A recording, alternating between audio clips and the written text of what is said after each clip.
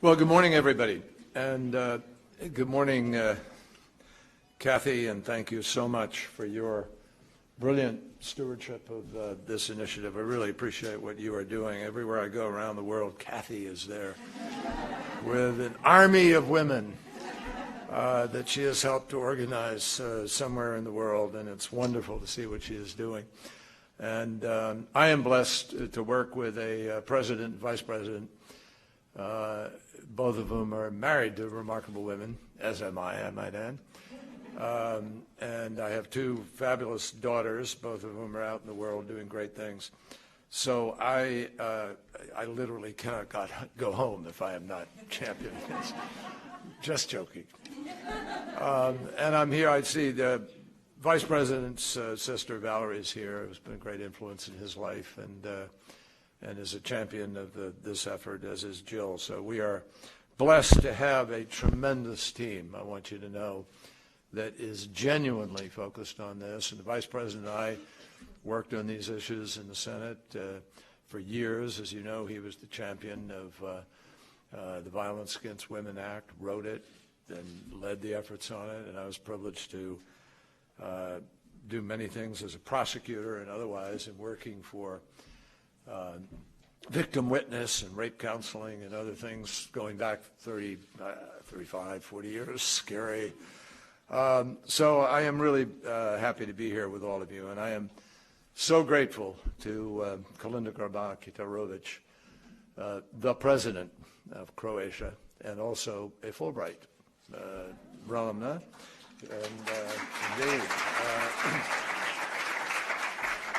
And we are really, really pleased that she is offering her leadership to make sure that women have access to opportunities and to rights, and she is going to take on this fight, and we're so grateful to her for that.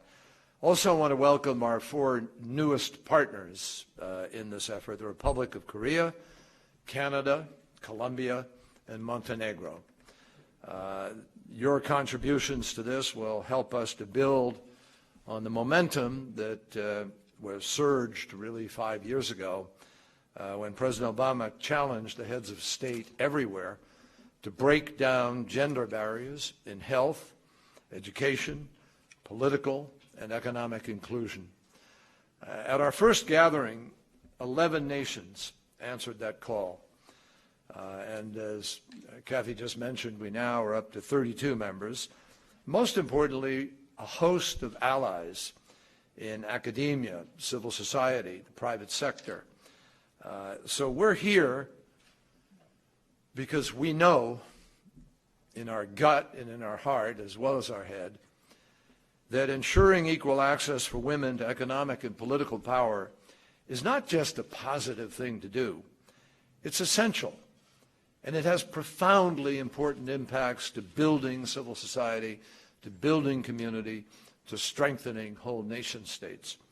And just as no team in sports, I mean, we all love our sports analogies, no team, can win playing at half strength.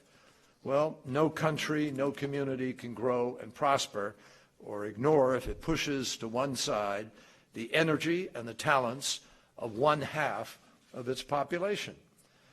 So the bottom line is simple. When more girls go to school, human capital increases. When more women join the labor force, economies become more sustainable and more diverse. When more women are engaged in public service, governments become literally more accountable and much more likely to meet urgent social needs.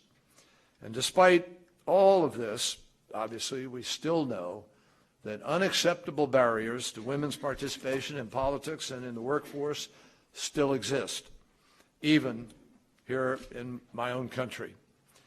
Too many women still lack the access to capital, to credit, and to the training that they need in order to be able to compete fairly. And in some places, women are denied the right to even own land. In others, discriminatory traditions stack the odds against them going to college, against their getting a job, against their starting a business, against their full participation in society. As a result, women remain underrepresented in every aspect of political and public life. Only 1 in 5 of the world's parliamentarians is a woman. Women control just 1/5 of global wealth, and only 22 Fortune 500 firms are headed by women. That is less than 5%. In 2016, that is not a great record.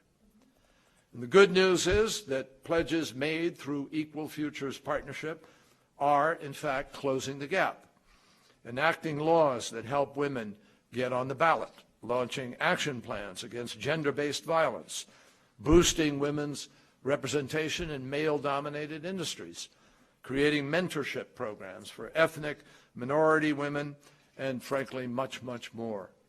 So step by step, we are moving forward, and I'm convinced that we're going to continue to do so. Empowering women and girls is a strategic priority for the United States of America. And no matter which party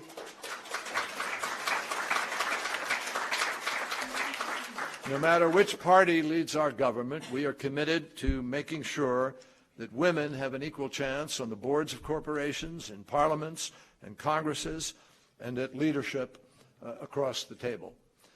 We know also that gaining full equality for women still is a challenge. But it's an easy choice.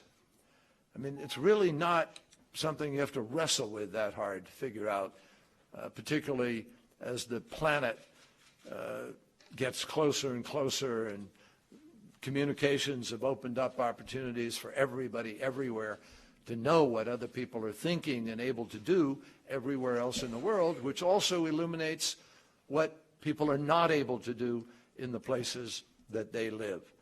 So accomplishing this goal of full equality, if you read all of the studies, look at all of the analysis, and there's a lot more of it nowadays than ever before, it all documents the benefits that flow to countries, to corporations, to entities, to local governments, to anybody who does this actually winds up benefiting significantly from it. And so I can tell you unequivocally that we will not rest until we can say with confidence that all the barriers to justice have been removed, that all the examples of discrimination have been exposed, that all glass ceilings have been shattered, and all perpetrators of abuse and bigotry are held to account. And in that effort, we invite people everywhere in the world to join us, and we caution all, nobody's going to stop this from happening. Thank you.